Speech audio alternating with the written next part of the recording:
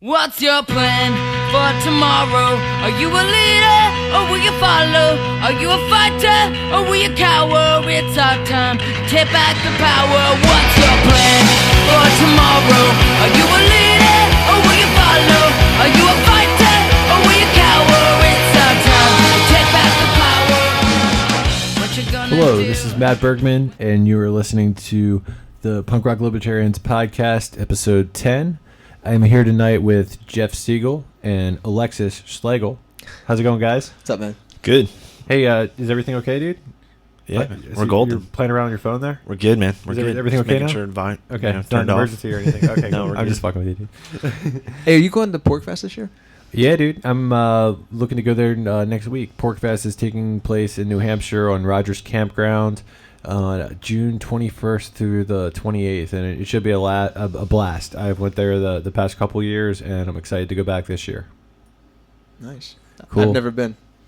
Yeah, dude. I would highly recommend it to anyone. It was definitely a lot of fun. Anyone? Anyone would enjoy it? Anyone, dude. Yeah, we need to get like status up there too, because maybe that's one downfall of it, because like everybody's like libertarian, so there's nobody to argue with. But of course, that's not true though, because libertarians have such differing opinions, and we're always Right. talking about this shit. So it's sometimes it's hard to find two libertarians that agree on of course with anything really. Yeah, but libertarians always argue, but they always do it like they're all Canadian. Like they're all really nice about it. You know, like you get an argument with a Canadian, they're always like really nice. Every time you get an argument with another libertarian, it's that everyone tries to make sure that like they're super nice and like chill and everything, and don't go over the top. I need a little, I need some sparks. There's a guy on my street actually who he put up a Bernie Sanders sign in his yard this week, and I Already? saw and I saw him the other day wearing a Bernie Sanders shirt. The funniest thing is, on my block there's like 8 houses, and he's got like the shittiest house in the neighborhood. It's like aesthetically it's horrible. Like the yard's overrun with weeds, and it's just a fucking mess. And it's kind of, I don't know, not ironic. I don't think ironic would be the word. I just think it's very telling. Fitting. It's like, oh, okay, the one guy with the shittiest house on the street, it's a socialist. Okay, guess he's waiting for somebody to come clean up his yard. Yeah. Yeah, it's like, have you ever heard the Wingnut Dishwashers Union? The what? The Wingnut Dishwashers Union. No. It's pretty awesome folk punk band. Like, I've played them on PRL like a ton of times in the past 5 years. Like, I don't know, I'm just totally fucking into them. But they have a song, it's called Jesus Does the Dishes. and the lyrics are, who'll do the dishes after the revolution? And then it's like, I do my own dishes now, I'll do my own dishes then. It's always the ones who don't who ask those fucking questions. Ah, I like that. That's very cool. Yeah, dude, you should check out that band. They have this album called Burn the Earth and Leave It Behind, and it's just brilliant all the way through. I'm talking like, how there are some records that are just like magic from beginning to end. Yeah. All the songs are really good. Yeah. That is what that album is like, and it's total like underground DIY. Like if you can find the CD, it looks like somebody just drew up some shit on some paper and made a copy of it and wrapped a CD in it. It's not like, it's total DIY. Right.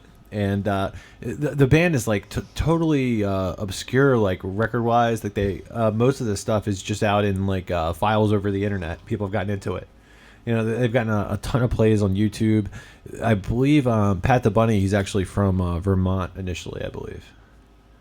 So it's pretty Nice. Interesting. I like those lyrics. Those are awesome. Oh, dude, I love the band. And like I don't know, I can just sometimes get into watching YouTube videos of Pat the Bunny, for like an hour. He's like a very, very cool dude. But yeah, apparently he had some problems with substances, and he quit that, and now he's in a new band called Ramshackle Glory, which is pretty cool. Pretty Nice. cool. Yeah, man. I like that. I like that story. That we I remember on the road we toured with this guy called Mike Ill back in the late 90s. I don't know if you ever heard of him, but he was like an underground guy, and he did like this kind of like, like punk folk rock kind of thing. And it was just him on a motorcycle. Like he toured in a motorcycle. It was just him, and he had a guitar and a little shitty amp, and he would just set up and he would just go fucking nuts. It was great. It just, you look at this skinny guy, and he just looks like he's gonna play like some really chill music, and then he would just, it's like he was performing in front of like 10,000 people, at this awesome punk show, and Yeah, it was great. And he had like just really over the top lyrics about like just he was definitely one of those guys like loved the idea of being free, which is obviously he had this motorcycle and he traveled across the country. He was a really interesting guy. I think he actually put out a zine about himself because nobody else would like give him any publicity because I guess he was kind of a dick to everybody that tried to give him publicity. One cool thing about Pat the Bunny too, I think he's like I don't know. He's realistic. He's a thinker, and like he'll talk all the time about like believing in anarchy and believing in everybody should be free, and then he'll also talk about like how he sometimes doubts it. Like, what if freedom is impossible?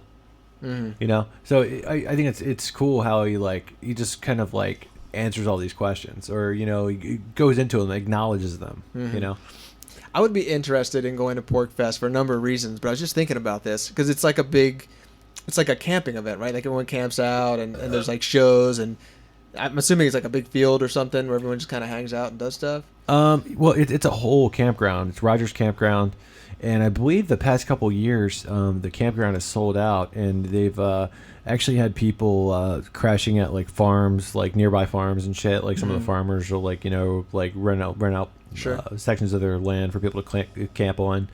So I mean, and apparently, every year it's just been growing and growing and growing. So, I mean, I'm wondering like if it keeps growing at this rate, what are they going to do eventually? Are you going to have to book tickets like a year in advance to stay on the fucking campground? Is this going to be like the Juggalo? Like the Juggalos? What is that called? Oh no! It's called. What is that called? Oh, what is that? There was a documentary. We got to plug these guys. What the hell was it called? It's terrible. Alexis I can't even believe these. Yeah. I can't got even believe that it exists. Oh, dude, you're gonna love this. I got a great story for you. Oh no! I don't think they're ready out there. Oh, this is good. So, years ago, just so you know, Matt knows I was in a band. I was on tour for about 6 years, and we got a call one day from our booking agent, said, "Hey, you guys want to do 6 weeks with Twisted?" And Twisted is like, I don't know if you know, like Insane Clown Posse, like Junior or whatever. Like they have their own record label, but they're like one of the guys that signed. So they do the whole like, clown makeup and shit, and they white rappers talking about, I don't know, murderers and shit like that. So anyway, none of us wanted to do it, but we knew there'd be a shit ton of people at the shows every night. So we're like, fuck it, let's just do it because it'll get us in front of a lot of people. So the first show was in Mesa, Arizona, and we actually drove from Baltimore to Mesa just to start the tour there. So of course, by the time we got there, we were fucking exhausted. We found a hotel. We had a coupon to get this hotel because we wanted a shower because we hadn't showered in 2 days. We're like, let's get a good hotel for the first night. We'll get a shower, good night's sleep, and then we'll do the show. So we get there. It turns out Twisted is staying at the same hotel. So, and we look outside, and there's a couple of dudes sitting by the pool they're clearly like tech guys or whatever for Twisted. So I said, hey, let's go out and meet those guys. Let's try to start off on the right foot. They might be cool. Who knows? Like, I think their music sucks, but whatever. Maybe like maybe the techs are cool or something. So we go down there and introduce ourselves, and the guy goes, he's like, y'all from DC. And by the way, this guy's like white from Michigan. He goes, oh, y'all from DC, right? I was like, because most of the guys in the band were from DC at the time. I said, yeah. He goes, oh, we get much clown love in DC. And at that point, I'm like, fuck, how am I going to do this? Like, how am I? So, like, basically. So did you not laugh in his face at dude, that point? It took everything I had not to fucking laugh. Wow, dude. And then. That's control. Well, he goes, hey, he's like, where's y'all's bus? And I'm like, well, that's our van over there, He's like, oh, y'all travel in a van? I said, yeah. He's like, man, I went straight from the basement to the Prevost. I was like, all right then, good for you. So anyway, long story short, we go do the first night of the show. We get there, and of course, like I hear like the fans of these shows like just fucking go crazy. Like they'll throw shit at you. Like they'll turn around. They like throw like this Faygo soda on you, or whatever. So we get up there. So we kind of expected the worst. So earlier Faygo facial. Well, earlier that night, we had some Snapples. We got like in our dressing room, they had a bunch of Snapples. So we drank all the Snapples and we pissed in the Snapple bottles. It's like, well, fuck it. If they start throwing shit at us, we're gonna throw shit at them, So we had them ready, but we get out there and start setting our shit up. Even while we're setting our shit up, people are like throwing. They're like taking quarters, right? And they're putting lighters underneath the quarters. and then they get them real hot, and then they throw them at you. What? Yeah, and you get like burned when you get hit with them. This one kid, he like kept unplugging my rig every time I plugged it in, and I was like, dude, I'm like, I know you don't want us to be here, but like we're gonna play, so just fucking the longer it takes for us to get set up, the longer it's gonna take for you to see your fucking shitty band. So I think I actually like stepped on his hand or something because he kept fucking unplugging my cords and stuff. But so anyway, we get up there, we're like. It sounds awful, by the way. Dude, it was horrible. Third song in, we got spit on so much. There's so much spit on the back of my keyboards that they're shorting out. Like, they're literally, like, they're shorting. Our singer's covered in spit. I mean, there's, like, soda up on the stage. They're taking lit cigarettes, throwing it at us and shit. So, and it was so funny because our singer looks over at me. He kind of gives me this look. He's like, I'm going to do something fucking crazy right now. And I was like, dude, do it. He fucking takes this piece of cardboard, like a flat piece of cardboard. He pulls his pants down, takes a gigantic shit on the piece of cardboard, holds it up in front of the crowd, and he goes, you see this? This is what I think of all of you, and if you don't stop, I'm launching it into the crowd. The crowd fucking goes crazy. They rush the stage. The duty like goes on the floor. Like people are slipping on it and shit. Like our bass player is like punching this one guy. Like another guy's like coming after me. No fucking security anywhere. All the bouncers are out back smoking. How like what type of venue was this? Like it was a club. It was like maybe 1,000. Okay. Person club. So at this point we're like, let's get the fuck out of here. So we're trying to get all this shit off stage, and like fend off all these people trying to kill us. Somebody calls the police. Fucking riot squad shows up with fucking huge like machine guns and shit. They're like pointing them at us because we're out by the van like trying to load our shit up, and we're like, dude, like we're the ones being attacked. Like we're just trying to get the fuck out of here. So we finally get out. We get back to the hotel, get all our shit, and we're like, fuck this, let's go home. So I call our manager and I told him what happened. And the next day we get a phone call. So Twisted's management calls us. They're suing us. And then the club is suing us because they have to shut their club down for like 3 days because of like health violations because there's duty all over the place. Yeah, that was a good time. So, like, what happened out of that? Did you have to, like, pay up to these people, or what? I think we... You know what? I don't remember.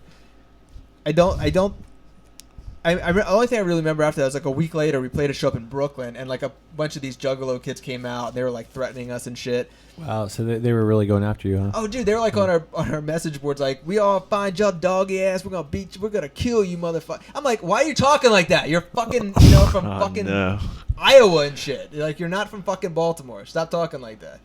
But anyway, they showed. It was funny. The club we played in Brooklyn was run by these like Italian dudes that were like straight out of Sopranos kind of thing. Oh man. So like the one dude, the bouncer dude, was very scary. He's like, I'll fucking mop the floor at them if they start any shit. It like almost turned into the scene of Bronx Tale when the Hells Angels go into the bar and like. Yeah. I didn't mean to go on and on that story. I just thought it was kind of funny because I was thinking about that. Those guys aren't libertarians, I don't think. No. I don't think they. I don't think they agree with the nap. I don't think they abide by the philosophy of the nap. So I don't think they're going to be at Porcfest. Is my point. No, unfortunately. Yeah. Bummer. I was looking forward. Yeah, that would have been a really, really. Sounds like a swell time. Hey, do you think at Porcfest, like you've been there, like when it's all over, do people like? If you're libertarian, I would think that you would be a responsible individual. So, like, is the campground trashed when it's done, or is it clean? No, I can think of never thinking that the campground was trashed. It's I think one thing that happens every year that I almost don't want to bring it up because I don't want to like talk people out of going to Porcfest. Right. But it's like since this campground is operating at like full capacity, right? You've got they've got like 2 different like restroom and like shower locations on the campground, right?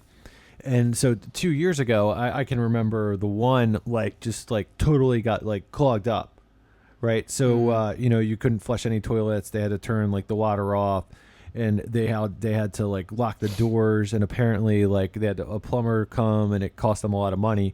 So like last year they only opened up 1 bathroom. Because it's like they know the one is gonna. There's so many people there. They know they're gonna have problems with the other one. So then you've got all these people waiting to use this one bathroom, one shower, and there's porta potties there too. You know, if you want to, you know, go to one of those. But fuck that, I hate porta potties, dude. Well, you can get portable showers too. Or, I mean, you're in the fucking woods. You can fucking like, you know, just piss in a bush, you know. But you kind of don't want to do that because there's like thousands of people there. So you want to watch like, you know, you want to really find a secure spot where, you know, nobody's going to see your wang. I don't mind that. Of course. So, as long as they have glasses, they can see it. Yeah. So the bathroom situation can be a little rough, but why don't you can, like I said, you can get portable showers. Why don't they just get portable showers? Oh, I don't know. Maybe that's a good question. It's, you know, I wouldn't. It's never been. I've had so much fun there, though. It wouldn't deter me at all against going. It's just like, you know, this part could be better. Right. But you know, you're just meeting all these people from, you know, just all over the country and all over the world. Like, I think first year I went there, I met some dude from Australia. I mean, there was just all sorts of different people there, you know. Do you get hassled? You got the Muslims for Liberty there. I mean, you've got like all sorts of people. Do people get hassled? Christians, anarchists, atheists, agnostics, you know. Just, I think it's like really just a lot of people just get together and just conversate, talk, network. But I mean, like, did like the cops come and hassle you? Well, no. I don't think there's ever been a cop at Porcfest as far as I know. There was a federal agent, I think, the one year, but maybe not. Well, yeah, federal. Maybe like some people were Alex Jones in this guy. Well, I mean, I've talked to a number of people there, and I feel like everybody thinks that there's that there are federal agents there. Yeah, and might be a little paranoid. Whether they are there or not, I don't know. I do think a lot of libertarians are paranoid, and they're probably paranoid for good reason. I mean, as well, you know. I was just wondering, like, okay, like if cops in the area are like, okay, we know that everyone's gonna be get high over here, so like. Well, it's a private campground, so yeah. They can still go on it though. Well, true, but I think Porcfest is easily the biggest day of the year for Rogers Campground as well. Right. So it's basically, from what I've heard, it's pretty big for the whole county. So from what I've heard, like. You know, they know that people are going to be driving in that week, and you know the cops just purposely leave them alone because you know they like the revenue that Porcfest brings in. Right. So I mean that's what I've heard. I also have heard like a few years back there was somebody they suspected a Fed being in there, and they were pretty sure that there were some Feds in there. And they were guys were going around taking pictures of people's license plates, but you know, who knows? I mean, you hear all sorts of shit. I can't remember who I heard it from. I was probably highly intoxicated at the time as well. Right. It's at any rate, like it's a good time, and it's like, you know, I feel totally safe there because you have a bunch of libertarians open carrying. Right. You know, so you know. Wait, is that in New Hampshire? It's New Hampshire, right? New Hampshire, yes. That's it's open carry there. Yeah. Okay. It's you know, New Hampshire, home of the Free State Project. Wow. The Free State Project puts this on. Maryland's the Free State. It's oh man, it was so cool because like the first year that I went there was this dude from New York, and this guy was fucking awesome. His name's Damon, and oh man, like I love meeting that dude. And he had a campground set up where like he had like an RV, and he had this like huge tent. And it was kind of like a tent with no walls. I'm not sure what you call that. Maybe it was just like a canopy, you know. And he had like a fake fireplace set up in there with like a deer's head or something. Oh, nice. And he had like couches, beanbag chairs, like all sorts of places to sit. And he was doing a bar, right? And this guy, Damon, like I would not be surprised if he was a professional bartender because any drink that you could call out to him, he knew how to make it and he had the ingredients for it. Yeah, and I'm sure he was making a good amount of loot too, doing these drinks. And like at one point, I believe like he had a sign up and he just had to take the sign down, and then he wasn't hassled about it because, you know, like, you know, you just kind of expect this shit to go on there. Right. Well, I expect that. Yeah, like I said, I don't doubt that the people there would be cool. I guess. Yeah, I mean it's a huge counter economy, and yeah. Like they've like last year I was really impressed by the food there. Not that I had any complaints about the food there the year before, but I think last year I kind of went around and tried more things, and I mean there was this amazing like pulled pork setup, whereas some of the best pulled pork I've had in my life. It was really good, you know. We good, man? Totally awesome. Yeah, they have good food up there. Yeah, like I said, I mean, I think my biggest, not it's not like a really concern. I guess just I was just curious to know like how the cops in that area, because I mean, you know, like living in Baltimore, we know how the I don't cops think they're are here. hassled. You know, I think they're. But that's what I'm saying. Like for me, like that's what I'm used to in Baltimore. Like, you know, cops are at every corner, and you don't really know what's going on. I mean, most of it's, obviously we've talked about this before. I mean, it kind of goes back to the whole drug war, and you know, and that's why a lot of bad shit happens anyway, as we know, the drug war. So I guess we have like more aggressive cops here, you know.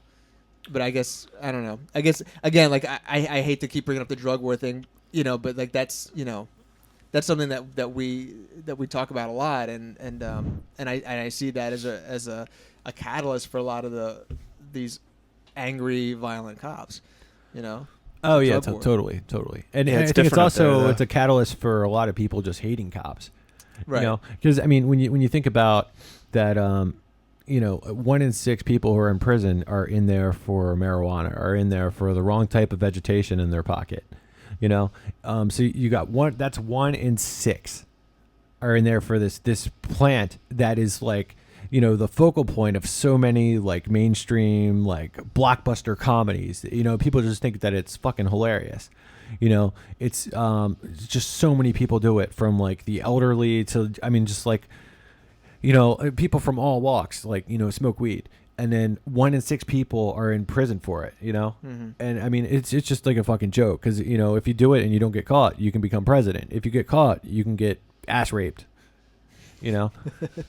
So, yeah, so I think, you know, people don't like cops for that reason. I think people don't like, you know, the whole victimless crime thing, you know, the whole... Well, what's your, I mean, Alex, I don't really know. We haven't really talked a lot before this. I mean, what are your thoughts on the getting whole to drug war know thing? you. Oh, the whole drug war? Oh, Yeah. man, I've always been on board. As soon as I discovered libertarianism, say like in As soon as you Columbus libertarianism, Yeah. and then you shared it with the rest of us. yeah, it was probably like in You I don't discovered know, that shit, dude. like 90s, mid 90s. We definitely discovered it. So I was, well, maybe not Fuck yeah, discovered dude. it, but no, I was definitely on board with all like civil, you know, the civil liberties aspect and just the loss of civil liberties because of the drug war and You're just like the fact- fucking Obi-Wan, dude.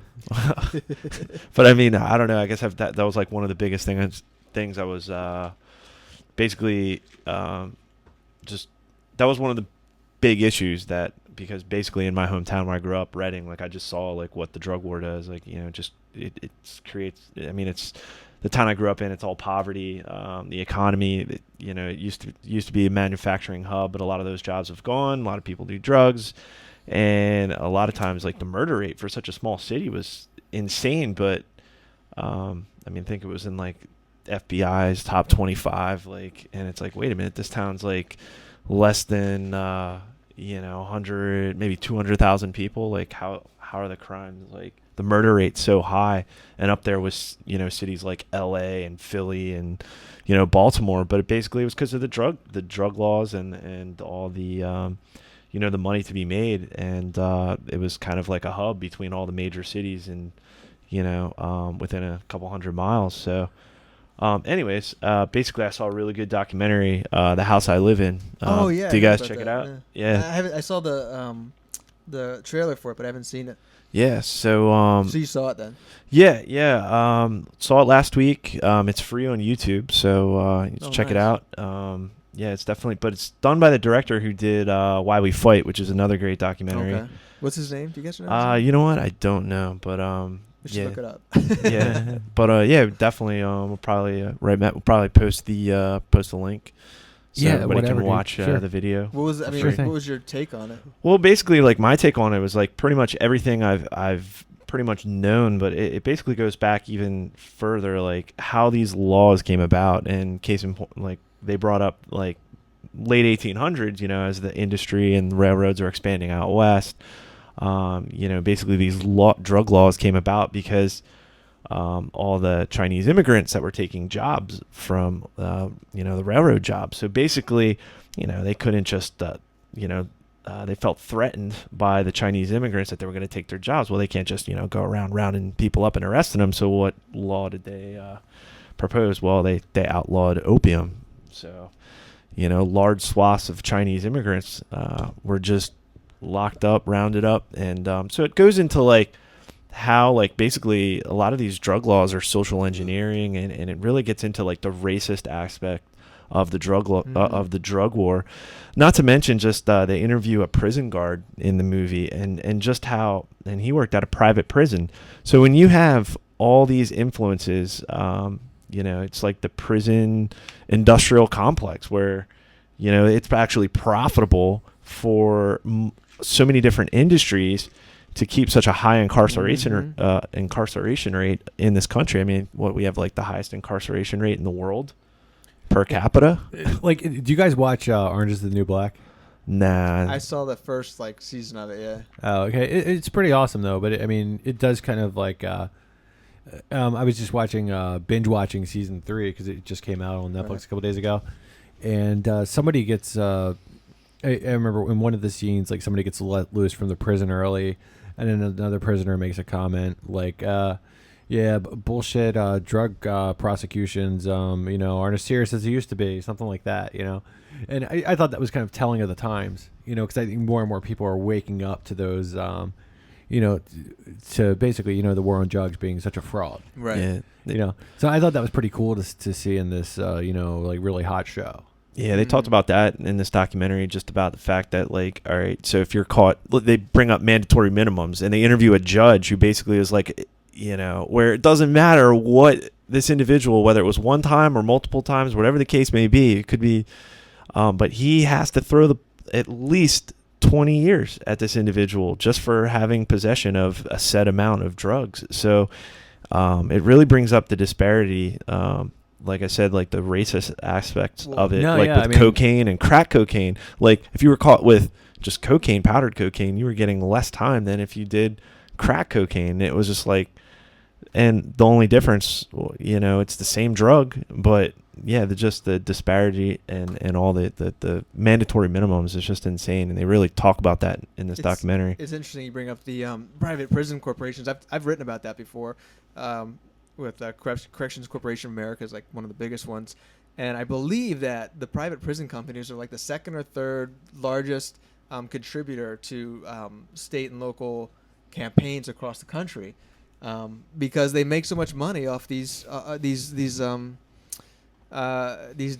There was a place out in Arizona. It was a couple of years ago where they went into this school, this high school, and they pulled all the kids out of class, and they searched every kid's locker in the school, and they found weed in 3 of the kids' lockers. That's all they found. Oh no! And it turned out that a bunch of the people there that were there, like busting everybody up and everything, weren't even cops. They were prison guards. Wow. So apparently the sheriff's, I guess like the rule is, and it must be like an Arizona thing, if the sheriff wants to allow other people to come in and help them do something, they can. So they went to the prisons and used the prison guards to do it because they're going to get them into the prison. And why do they get them into the prison? Oh, because they call them inventory. So basically, if you get arrested, okay, and you go to prison, even if you're innocent, it doesn't matter because the Corrections Corporation gets paid. So the deal is like, fucking arrest as many people as you want. Doesn't matter if they're guilty or innocent, because if they get, as soon as they go into that jail, their inventory and the jail gets paid by the taxpayer. Wow. Isn't that fucking convenient? Yeah. It's Really fucking convenient. That shit pisses me off, man. Yeah. Also in Orange is the New Black, I've just binge watching this last night. There's some good lesbian stuff in that, right? Yeah, there's a lot of that, dude. So I mean, yeah. So I'd be into it. So yeah. But yeah, I remember there was also this one scene where the prison gets bought out by this. I guess I could say I should say spoiler. Okay, so the prison gets bought out by this private, company that owns prisons or whatever, or else it's going to close down. So everybody's happy that it gets bought out. But so basically, the private company is like cutting all these costs. And, so they start sending in meals that can be heated up out of bags. So, like, the ladies that work in the kitchen are no longer making the meals. And the meals apparently suck now. And then there's, like, but you can ask for a kosher meal, and a kosher meal is going to be better. So, and then there's the prison spending all this money on kosher meals. So then they send in, like, a Jew to figure out if these people really need their kosher meal. But, it's kind of converting. like... Yeah. And I mean, they're not... apparently, like they're thinking about like getting rid of the prison soon, so like they're not worried about any like civil rights lawsuits, you know, because that's your freedom of religion or whatever is, you know, it's basically apparently it's your prison civil right to get these kosher meals. So, but anyways, so they deny all these people their kosher meals.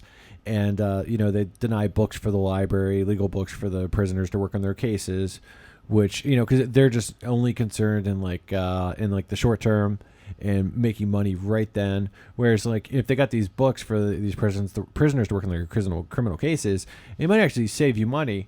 You know what I mean? Right. If it gets any of them out of there sooner, you know. But it's just kind of points out how, you know, they're not really interested in reform. They're just like looking at like dollars and cents. Of course, yeah. I mean, you make money by imprisoning people, not by getting them out. Yeah, especially in these towns like where the economy has vanished. You know, so there isn't any industry or any good paying jobs in some of these towns. So you have a prison industrial complex. You know, yeah, they definitely that supports the community. Yeah, they feed on the crisis in any of these communities. They're like, Right. oh, here's a community on the brink. We can set up a prison there, and they'll be thankful that we have jobs.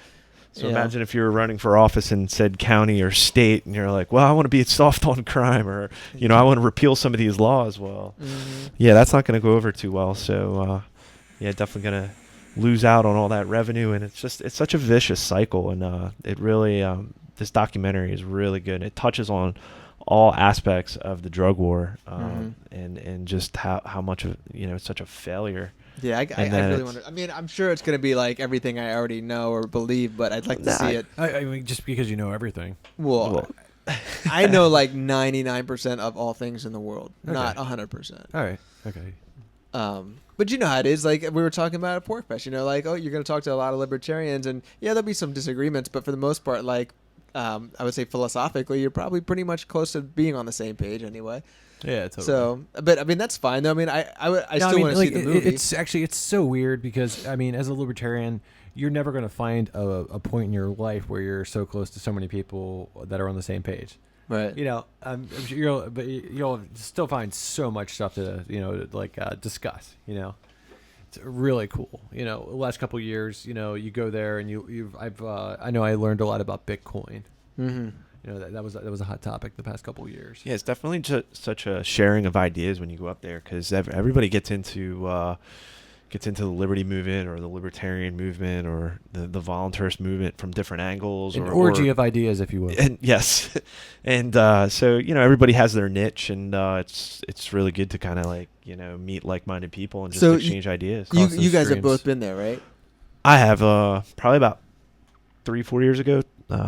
So it's been a while. What's the okay, we're talking about like-minded people. So you have a lot of libertarians in one place. Is there a difference in opinion about the police?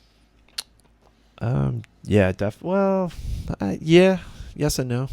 Yeah, like I've been meaning to talk about this because like I don't know, I feel like there are people on the Punk Rock Libertarians page who like when we post like a police abuse post, they start ragging on us and they're like, oh, this page is like cop block, blah blah blah, you know. And it's like, okay, you know, if somebody's abusing their power, you know, and committing assault on somebody, you know, I mean, this is obviously a wrongdoing. Like, like, why do some libertarians think that all libertarians should believe in this and take the cops back when they do fucked up shit? Yeah, it's a good point. I mean, and is it just cops? You know what I mean? I mean, it's like force is like the opposite of freedom, you know? Right. And I already went over, man, like over half the people that are in prison are in there for nonviolent drug crimes. Right. You know? So, I mean, it's like, dude, I heard there's some like reality show apparently where they were, or some video on YouTube where they basically put somebody in the back of like a fake police car, and he called over to some dude and he's like, well, yeah, my mom's going to kill me for getting arrested. And there was no cops around. So the guy actually like let him out, you know? So, I saw that. Yeah. So, I mean, it's just like, and then, so I was talking to my buddy about it and he's like, would you let the guy out? And I'm thinking to myself, well, you know, over half the people that are in prison are in there for nonviolent drug crimes. You know, they never hurt anybody besides maybe theirself. So, you know, when you think about it, over half the people that you're likely to run into in the back of a police car need to be let out. you could probably let them out because it's kind of immoral that they're being thrown in that car.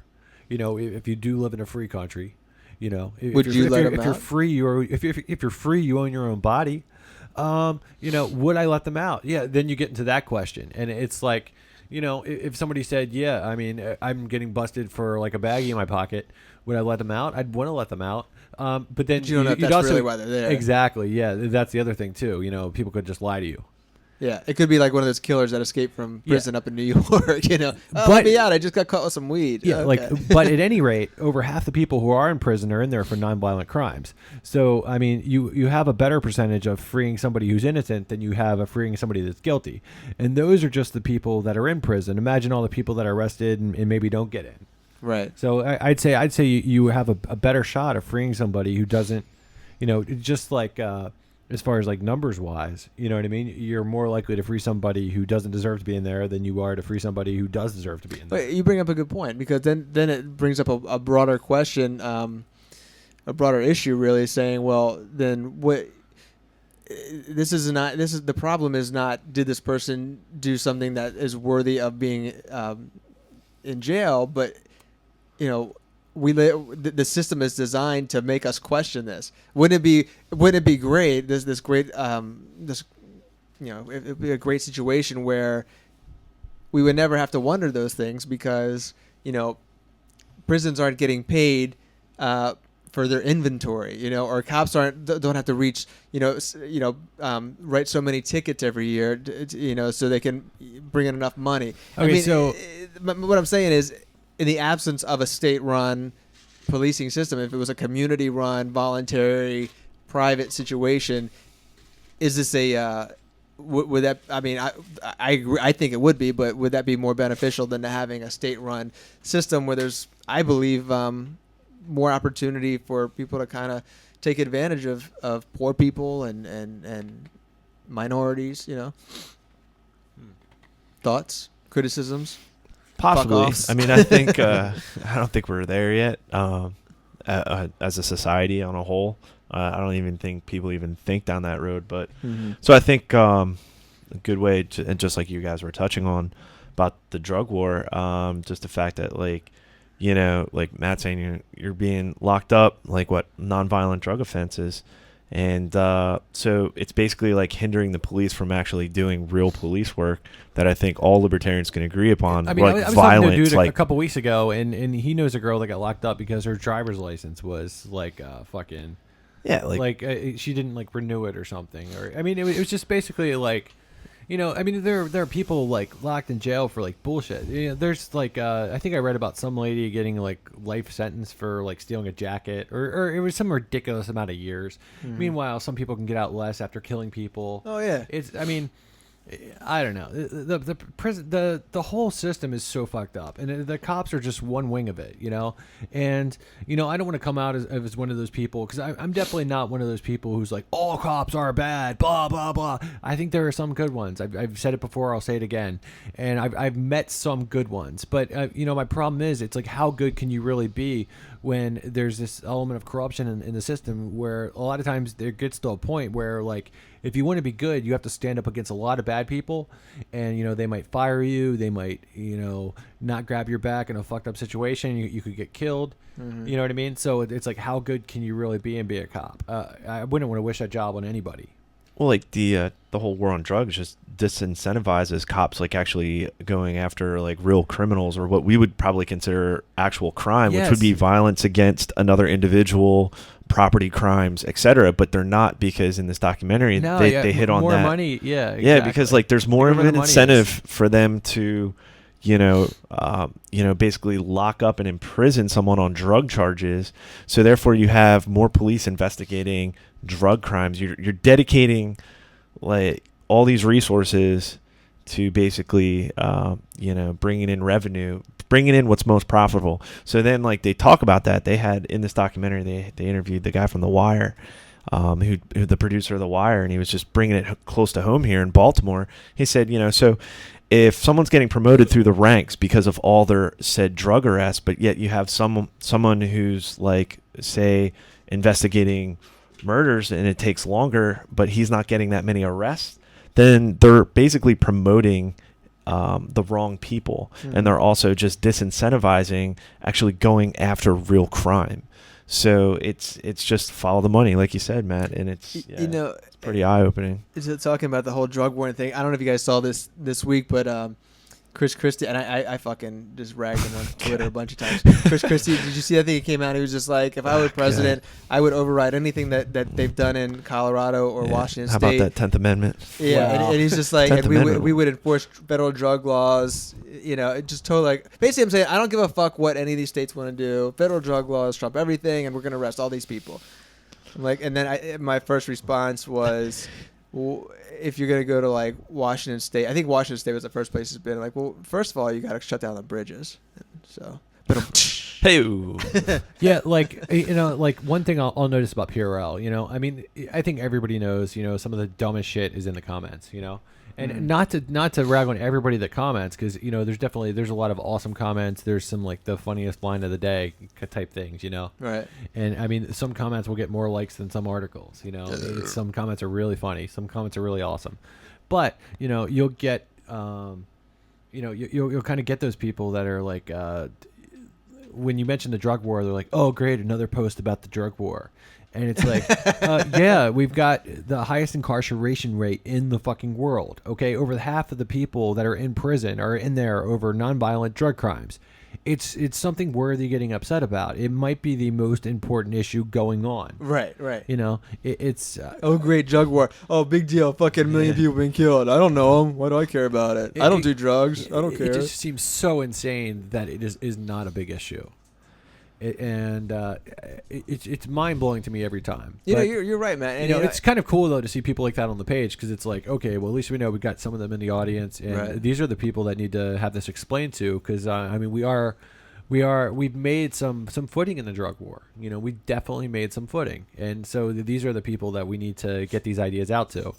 But it's kind of disheartening, and I think a lot of libertarians. Maybe they get sick of hearing other libertarians talk about it because they think it makes all libertarians sound like drug users. Right. And it's like, I've said it before, like I don't want you to do heroin. I don't want to do heroin. I don't want anybody to do heroin. Heroin is the fucking devil. But what's worse than heroin is heroin prohibition. Right. That's all the fucking violence. And it's violence is, if you had to pick one thing that it's like the worst thing that is going on in our society, what would it be? I'd say it would be violence. Yeah. Well, I think you're right too, and I think it's important that we keep talking about it and bringing it up, especially in like this kind of social networking platform, because I'm just thinking about like all the people that are running for president right now, like how many have actually come out and talked about this legitimately? One. Yeah, and that's the way I look at it. Maybe amongst like libertarians, it's like it's flogging a dead horse. But I mean, in the real world, it's obviously not a dead horse yet, because prohibition is still alive and kicking. And there's always new people coming into the libertarian fold, and I think they want to hear this stuff and they want to be educated. I think so too. I just wish the Libertarian Party would. I don't know. When I was in California this week, I had dinner with these guys. Both Republicans, and we had some interesting political conversations. And then, and they asked me, like, are you a Republican? I said, well, I'm more along lines of libertarian. And the guy said, yeah. He's like, I think I was talking about Rand Paul, and he said, yeah. He's like, he's got no shot. He's like, because his father couldn't have a shot. And Gary Johnson didn't have a shot, and he's like, "Dude, I fucking hate. I fucking hate." But listen, this is what he said, and he made a really good point. He's like, the problem with libertarians is their party doesn't know how to promote the people that are in their party. He's like, libertarians. He's like, I get that they're not invited to things, and they're kind of like the odd man out. He's like, they're not aggressive enough. He's like, not enough people know who knew Gary Johnson. Not enough people know who Ron Paul is. He's like, and I think he's right. I think most of the main people that watch mainstream media and are in the mainstream world, they don't know anything about libertarianism, because all they know is aggressive enough. How old were these individuals? Bad Nark got arrested in 2004, I believe, along with Ralph Nader. I think it depends on who now- you talk to. now Because ask- how now old ask- were they? Now ask any young person today if they know who Ralph Nader is. How many young people know who Ralph Nader is? More people that more you people don't than know. knew Michael Badnarik, I would say. Yeah, but, absolutely. Badnarik fucking ruled, though. I thought he was a great speaker. You know, I remember I saw one video of him speaking in like you know, when he was running in 2004, and I was just tracking down a whole ton of other videos. I thought he was an excellent speaker. But Matt, you take the time to look at the stuff, and you know, we talked about this when Dan was here, and he's just like, you know, I said, here's a libertarian candidate running in Baltimore. He's got no fucking Facebook page. Well, He's got he's got no fucking website. I mean, dude, I think the problem isn't like libertarians not being good speakers. Like, No, it's not a good speaker. I didn't say speakers. I said it's libertarians not know how to promote the message properly. I mean, It's like herding cats. Well, I mean, dude, I think that lies in like the entire system, dude. Because I mean, they're just not invited to the debate to begin with, and so you show up. Yeah, and they did. And That's Ron what Paul happened in did that. 2004. And Like, Ron Paul did that. That's how Michael Badnarik got arrested. And Ron Paul did that, and people found out who he was because he fucking got out and did something. You know, I think there are too many people in the Libertarian Because Party. of Ron Paul, because he ran as a Republican. Yeah, but he still came out because remember initially they didn't want him involved in the debates, and Fox News was trying to keep him out of shit, and he kept showing up. He's like, no, I'm fucking Yeah, but here. he did it as a Republican. It doesn't matter. The point is he came out and he still had libertarian talking points that needed to be said. Yeah, I mean, I'm just saying, but that's He not still that's wasn't not the invited. Libertarian Party. I know, but he still and- wasn't and invited. I'm not discouraging somebody to run as a Republican. I think that's great. I think we need to see more libertarians running as a Republican and Democrat because I think it's more apparent. Why? Because it's more apparent than ever the third party is never going to get elected in the way that the system is set up right now. You know, if you had some like instant runoff voting, or if you had what else? If you could just pick for your first choice and pick for your second choice, so you wouldn't be quote wasting your vote. Mm-hmm. You know, there's I believe it's called ranked choice voting. You know, there are lots of things that we could do to fix the system very easily by just changing that voting mechanism. Right. You know, that excludes other parties and that makes everybody feel like they just need to choose from the top two. And until we do that, we're not going to have a third party win. It's not going to fucking happen, dude. And, you know, hopefully Gary Johnson, you know, wins his lawsuit and the Libertarians and the Greens get a chance to debate this time around. But, you know, if it's anything like every other election, it's not fucking likely. You know, like, I appreciate that Johnson's running. I think he got the message out to a lot of people. More people voted Libertarian than ever before. So, you know, he did do something. And, you know, a lot of that could be even attributed to Ron Paul, I think, more than Gary Johnson. I think it'd be attributed to Ron Paul and attributed to, you know, the George Bush years and the Obama years. But, and I people mean- are just getting more and more frustrated. But I and mean, looking for something else. I mean, dude, undoubtedly, like Johnson was heard by more people, and more people were enthused for Johnson. Johnson was getting more donations, I'm sure, than Bob Barr in 2008. Fuck that dude. And then Michael Badnarik in 2004. And you know, I think Johnson was getting the donations to do that. And I think you know, Johnson was serious about running. Yeah, but I guess that's my point. It's like the Libertarian Party needs a fucking like army of good salespeople.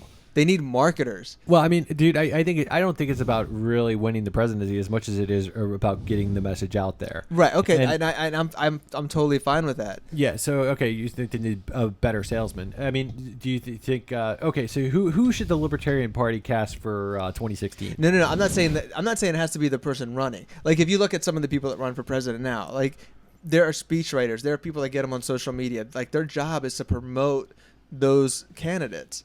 You know, and I feel like libertarians, like we don't have that. There's no good support system in place to promote these people the best way possible. Not just on a national level, but more so on a local level. I mean, it's just how I see it. And maybe it's because I work in a world where like what I do and the company I work for is so reliant upon the internet and social media and advertising and marketing. So when I see this, I say, wow, there's like so many things that they could be doing differently. Maybe they just don't have the resources. Maybe that's the issue. I don't know. But man, there's like the message is so strong and so important. I just wish the Libertarian Party was better at getting it out. Yeah, I mean, well, anybody can always do better. You know what I mean? Right. Anybody can always do better. Yeah, how would they do it better? I don't know. I mean, maybe, hopefully, somebody. I'm sure there's somebody from there listening to this. You know, like how could they do it better? What would you say if we had somebody from the Libertarian Party right here, right now, and you were like, okay, this is what you guys need to do? I think that they need I think they need to set up a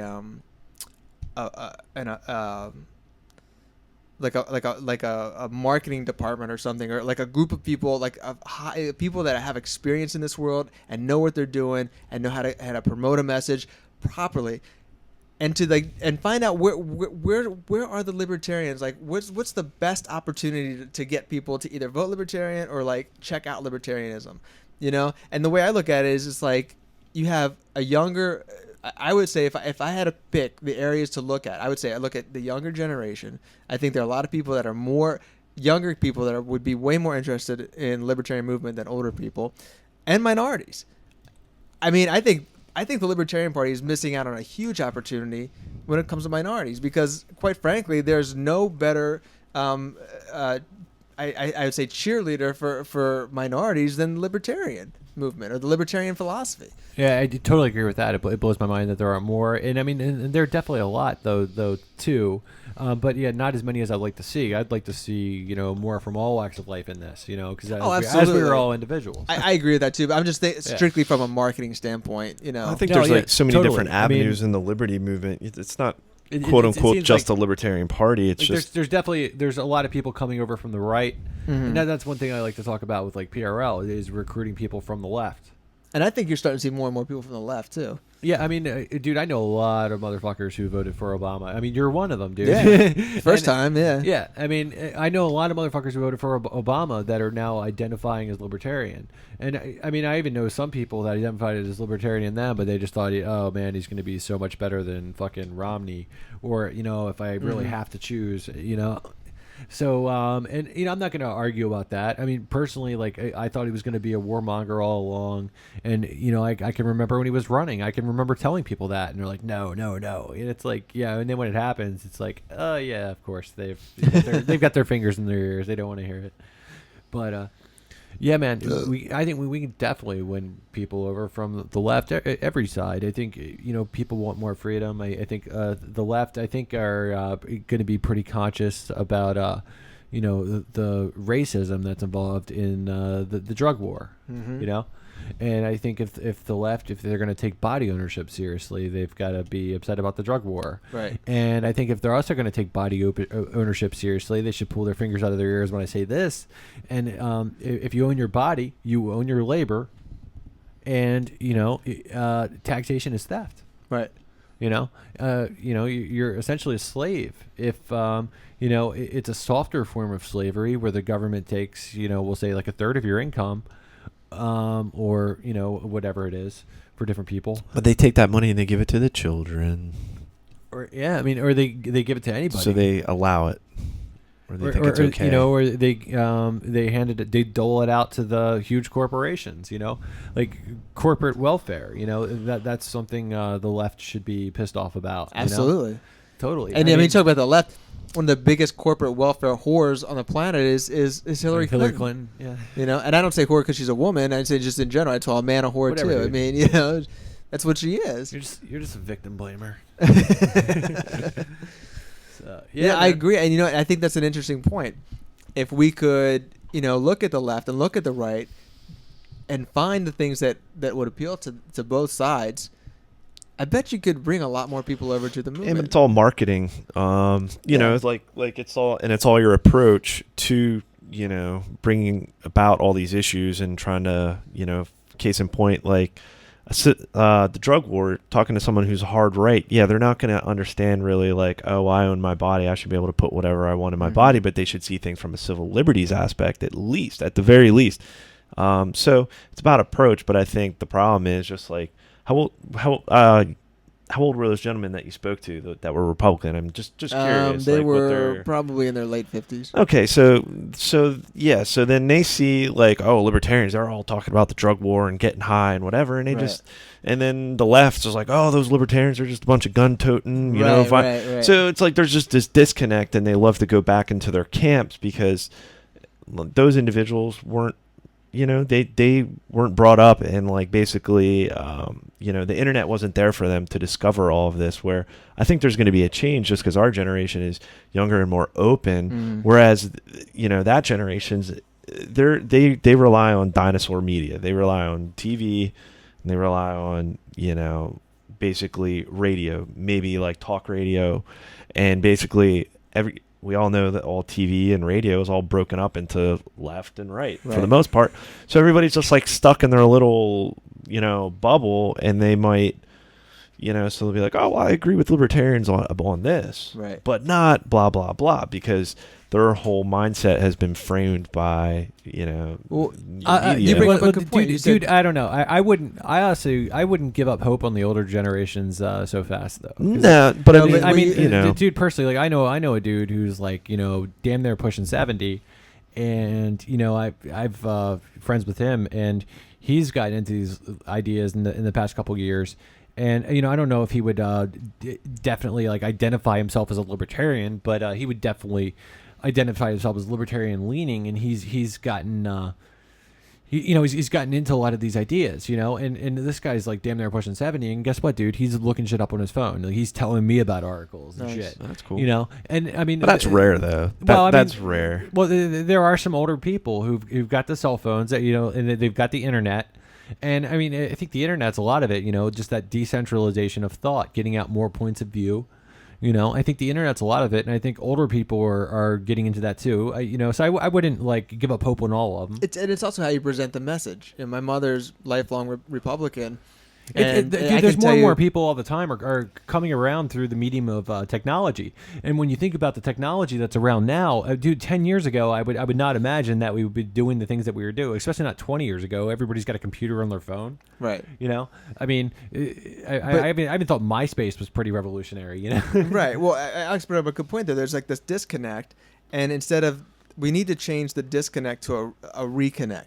And when I talk to my mom about things that I don't even talk to them as their libertarian talking points. We're just talking about things. I talk about taxation or the drug war, and then when I explain these things to her, she gets it, and she's like, "Oh yeah, I agree with that. I agree with that."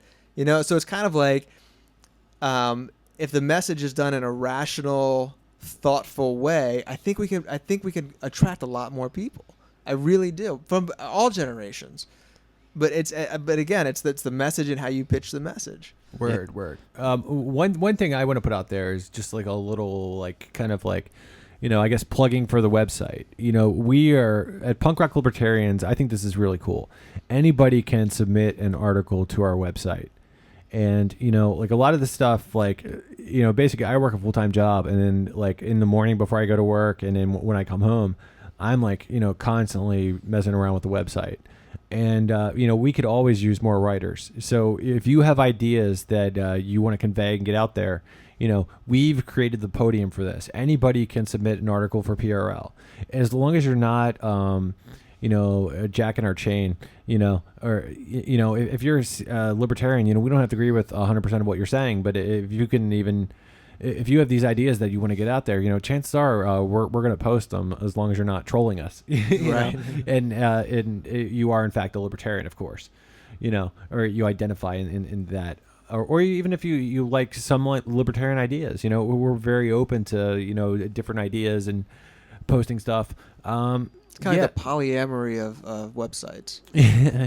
Kind of. I mean, so yeah. I mean, we want to get more people on there. If you want to, we're talking about like, how can we spread the ideas of liberty? We have a website right here where more people can write. We can create more content and share that content. Exactly. And we've gotten some great writers from the website. I met Jeff on there. I think Jeff submitted like I think it was like, what was it, like 2 or 3 articles in a week? I don't remember. It's been a while. I mean, it was something like that, or maybe it was over the course of a couple weeks. But he was submitting like just great articles really quickly, and I'm like, oh, I've got to track this guy down. So I find him on Facebook, and what are the odds? We both live in Baltimore, and we meet up, and it's just been awesome ever since. We were talking about the podcast, and honestly, Jeff is a big reason to blame for this podcast because he was like kind of like tugging on my belt loop, saying, "Yeah, when are we gonna do the podcast? When are we gonna do the podcast?" And it's like I don't know. I feel like sometimes like I'll come up with ideas and I don't have the best follow through. But if it wasn't for Jeff kept bringing up the podcast where like eventually like he kept bringing it up and it's like, yeah, I do really want to do this. We should just fucking get this shit done. You know, I've got somebody else here who's into it. He's like, you know, it's basically, I mean, that was awesome. You know, we met Jeff through the page like that. Another guy I'd bring up is Paul Keller. He's written some like fucking great articles, man. This guy's an awesome writer. From what I can tell, I don't see that he's written for anybody else, but you know, he's fucking great, man. Like I would love to post an article of his every day. I mean, but I mean, I know how it is. You know, you're busy and you've got a job and you've got other responsibilities, but you know, it is something that, you know, pretty much anybody could do. You know, we want to get these ideas out there. We want to get, you know, more points of view. We want to, you know, be able to relate to more people. Yeah, and I again, I mean, if you like an article, share it. You know, I know sometimes people say, "Oh, that's a great article," and they like it, and they haven't shared it. I would say, "Hey, well, if you like it, you know, share it with some people. Like, let other people, you know, let other people know that you like this article for, you know, for whatever reason." Yeah, totally, man. It's a great way to spread the word. Well, and yeah, and I think that's how, you know, we have spread the word a lot. I mean, we definitely need to spread the word a lot more. So, you know, sharing stuff is definitely always great, you know. Alexis. Yes. Xander. Yes. So when are you going to write an article, dude? I might get around to it. You might get around to it, dude. I might get around I've to been it like at some begging point. you for like 2 years, dude. Yeah, it's got to be the right article, man. I don't want to, you know. Yeah, okay, fair enough. Why don't you do a review of the movie? Yeah. I guess I could. How's that living? I don't know. Personally, like, I think that's really cool about this website. Like, I've said this before, and it's before I started Punk Rock Libertarians, for years I was searching for a place on the internet for punk rock libertarians because I thought the ideas went together like fucking peanut butter and jelly. Like, you know, and, you know, I was writing like libertarian punk rock songs or, you know, punk rock songs with libertarian ideas in them, you know, ever since I was like fucking like 16, 17 years old, maybe even before, maybe 14. It's, you know, I was just always into the, like, you know, the ideas of freedom, you know, right. The idea that, you know, you can do what you want and so you hurt somebody else, you know, and, you know, laws should only be about people that are hurting other people, you know, not protecting you from yourself.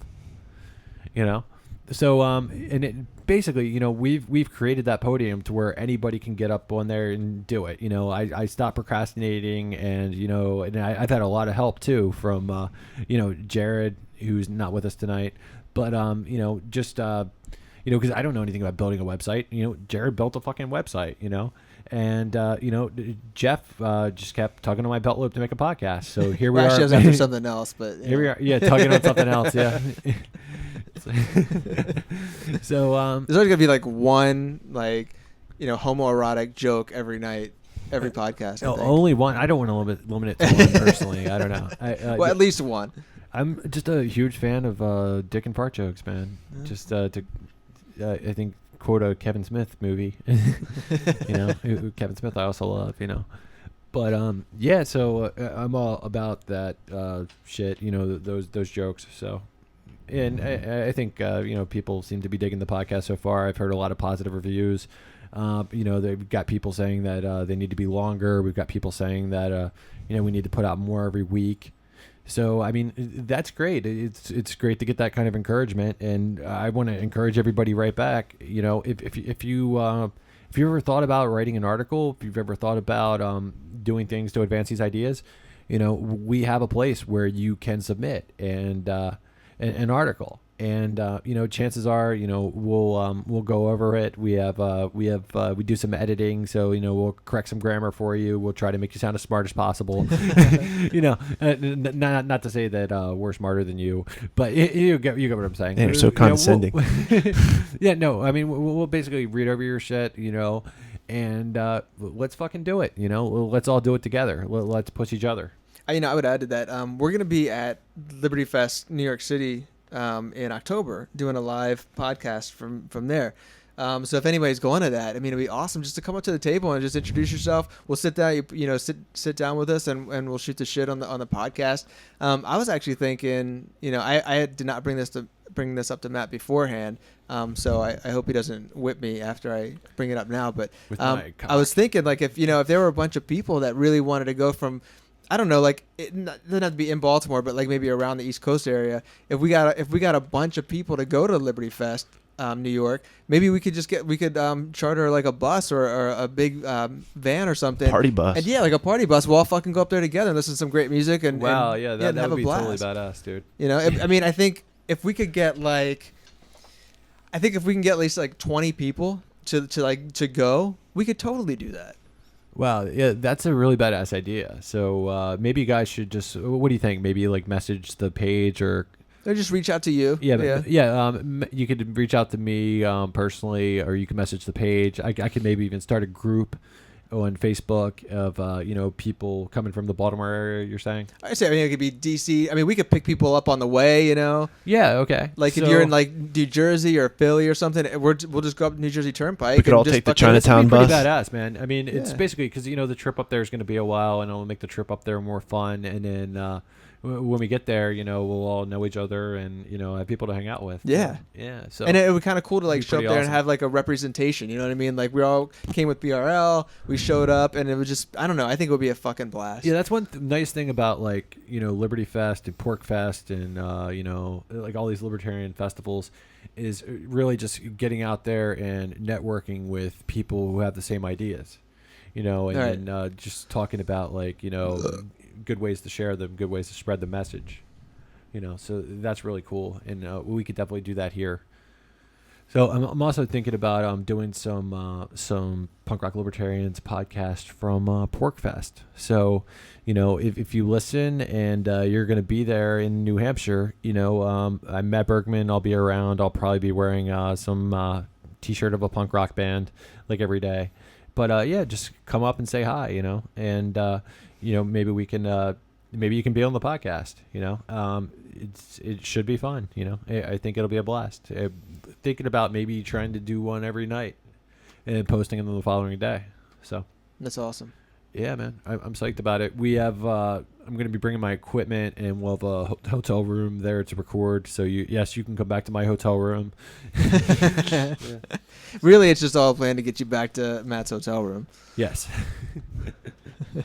We'll have candy and puppy dogs. And Alexis will be there wearing nothing but a thong. Yeah, exactly. Banana hammock. So Alexis, so you're thinking about coming out on what is it, Saturday? Yeah, I'm thinking about I'm gonna go up visit my cousin in Vermont who I haven't seen in years. So I'll probably spend a couple days in Vermont and then head to Burlington. Oh, nice. So then I plan on to back another bowl. Yeah. So so I plan on coming to Porcfest like Saturday, spending the entire Saturday and crashing out, and then maybe whatever festivities take place Sunday, and then probably gonna head to Maine for a couple days after. So going to incorporate Porcfest. What time do you think you'll get there on Saturday? I'm thinking probably like, I don't know, 9, 10 in the morning. Oh, okay, so pretty early. Yeah, you should text me once you're there, man. And like I said, I'm going to see if I can get you a spot in our hotel room, crashing on the floor. We just got to figure out like how much room there is in there. But even if you bring a tent, I think I'll pitch a tent. Tim Davis listens to somewhere. this, dude. Tim Davis. If need be, could Alex set up a tent on your campsite? I think this could be, we could coordinate off air. It's cool. We could do that. But if it's we could just talk about pitching tents. It's cool to give a shout out to that. Tim Davis, dude. He's fucking awesome. If you guys are going and you're going to be there, he does. He has like a little tent set up where he'll cook like grass-fed beef. Oh, very cool. He makes like awesome, sausages and just different things. Like I know the first year that I went to Porcfest, like I nearly had like every meal at his place, and whereas like last year I spread it out and I went and tried different places, but and it's nothing against his place. I just wanted to try some different things last year. So but I still had a lot of meals at Tim's place. He's totally fucking awesome deal. Totally awesome deal for the food, and he's a totally awesome dude. And my first year going to Porcfest, it's somehow I started talking to Tim, and it turns out he actually offered to give me a ride on Punk Rock Libertarians because I was searching for a ride that year, and and he might have saw me with like a punk band shirt, or I saw him with a punk band shirt, and we started talking. So I hung out with him like a whole lot at his campsite that first year, and he's a totally awesome dude. So if you're gonna be there, I would definitely recommend saying hey to Tim and grabbing some grub over there. Very cool. Yeah, man. What's the name of his place? Of his burgers? It might have been a Grass-Fed Revolution, and it was like the Ron Paul Evolution type thing, Right. I believe. So, but yeah, I mean, it's, Yeah, what is it? Agorist Alley. is it Agora Alley or is it or now it's- Agora Valley? Maybe. Maybe it's expanded because when I went years ago, it was just an alley, but now it Now seems it's a like valley. to be now it's a valley. So Yeah. it seems like there's more individuals just saying, "Hey, I'm going to do my thing without permission." It's definitely badass. You can get a lot of awesome Liberty swag there, from like T-shirts, hats to bowls, and you can also get just like books, like all sorts of things. JG Vibes was selling his book last year. He'll probably be selling it again this year. So I mean, it really is a hell of a time. Garrett Johnson's probably going to be hanging out. Yeah, it's going to be going on for a week, but if anybody can make it up there for the weekend, like Alex is going to get there on Saturday and leave on Sunday. It's definitely a pretty fucking awesome time. I think Jeffrey Tucker's going this year too. Oh, okay. Yeah, I who believe else? he was there Any other last year as well. significant Yeah, he was. speakers? Anybody else that's speaking this year? I didn't even. Is Kathy really look. Reisenwood speaking there? I think. I did not hear about that. I've been pretty bad about looking up the speakers. I don't know. I'm just so busy with other things. Yeah. And I'm psyched to go to Porcfest. Yeah, that's awesome. Yeah, I'm definitely gonna go next year. I wish I could go this year. There's no way I'd have time to make it. Well, it's funny too, because like at any given time in the day, there's like 3 or 4 different things going on. So it's like sometimes there'll be like 2 different things that you want to see at once, and you got to choose out of the 2. That's always the case. It's that fucking cool. Like last year, who's it? Michael Dean, who did the documentary Guns and Weed, The Road to Freedom. Are you familiar with that guy? No. No. Yeah. So basically, I think I believe- know the guy, but I don't know about that movie. Yeah, Michael Dean, he does the Freedom Fiends podcast. He's a pretty awesome dude. Actually, I think back in the day, I think he actually had a website. He might still have it up. It was called libertarianpunk.com. And so, I mean, in some ways, like he tried the punk rock libertarian thing first, Mm-hmm. and I'm not sure how big that website got. From what I can tell, it wasn't like super huge, and by the time I started doing it, I had Facebook to work off of, and I got pretty creative, as I've told you before, Right. with promoting the page or spamming people. But he was there. I got to meet him. He was a very nice dude. He gave me a copy of Guns and Weed. I think it was like his last copy, his own personal copy. And he also gave me a bunch of like buttons and pins. It was right away I introduced myself, and he's like, "Oh, awesome!" He was just like so excited that we finally met, as was I. I thought that was really cool. Sadly, he's not going to be there this year, but apparently there will be some people doing the Freedom Fiends podcast there this year. Free Talk Live, like they also do some shows up there at Porcfest. There's basically like a radio room where people broadcast different that's podcasts cool. from. So yeah, I mean, and there's basically like like I said, 3 or 4 different things going on all day, and you're gonna miss some things. Of course that sucks, but it's so cool to like have to choose between so many awesome things to do at the same time, and it's going on all week. That's like a good show. Like sometimes they have these big festivals. They have like 5 stages, and you're like, "Fuck, I want to see Fishbone's playing at this stage, but Clutch is playing at this stage, and I'd rather see Clutch, but I've seen Clutch a million times. I've only seen Fishbone twice." That kind of thing.